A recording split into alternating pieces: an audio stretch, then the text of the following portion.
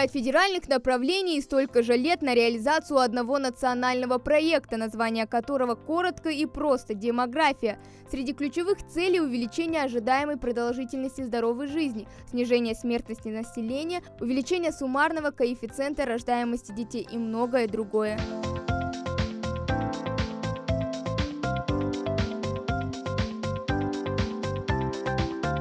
Десятки школ и детских садов, а самое главное – перинатальный центр. Все это стало частью реализации национального проекта. Открытие в Ингушетии этого медучреждения смогло решить множество проблем – стационар, женская консультация, хирургия и реанимация. Здесь и высококвалифицированные специалисты, и современное оборудование, благодаря которому можно выявить патологии любого рода уже на 8-й неделе беременности. А для тех, кому вот-вот предстоит родить или у кого роды были сложные – палата интенсивной терапии. Очень много внимания нашим женщинам уделяется отделение наблюдения женщин после родов, отделение, которое формирует дальше,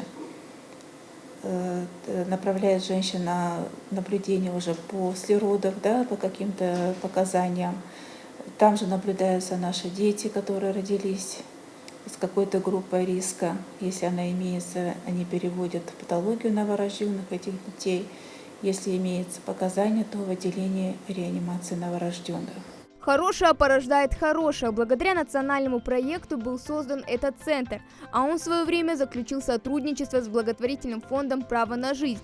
Его миссия направлена на содействие сохранению качества жизни детей, родившихся раньше срока, и их семей, а также объединить усилия общества и государства в решении проблем высокого риска тяжелых осложнений и смертности.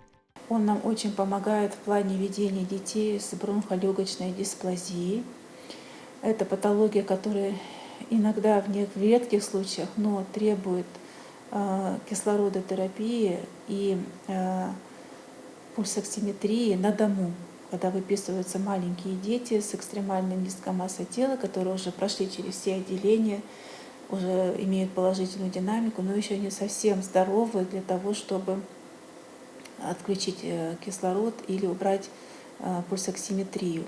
Сейчас здесь работают 185 высококвалифицированных врачей, проходивших обучение в самых разных точках России. Таких специалистов, как врач-неонатолог и реаниматолог, здесь, к сожалению, не хватает. К слову, это еще одна визитная карточка ординатуры для студентов медицинских учреждений. У нас здесь находится кафедра акушерской гинекологии. Заведующая кафедрой Гатагаша Зарета Магомедовна, она оперирует на базе нашего центра. И это клиническая база для наших ординаторов по профилю акушерства и гинекологии. И база для неонатальной службы, то есть неонатальную часть обучения по неонатологии наши студенты проходят на нашей базе.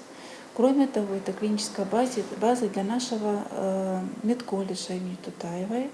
Здесь проходит практику и обучение и наши будущие медсестры, фельдшера. И для младшего персонала тоже медколледжи присылают сюда нам на практику. То есть наш перинатальный центр – это хорошая клиническая база для наших студентов. К слову, благодаря национальному проекту «Демография» пройти переподготовку могут мамы детей дошкольного возраста, даже если они уже вышли на работу. А для тех, кто находится в отпуску по уходу за ребенком, еще и стипендия полагается. Проект рассчитан до 2024 года. За это время повышение квалификации смогут пройти 230 тысяч молодых мам. Хава Гагиева, Ахмед Гандаров, Новости 24.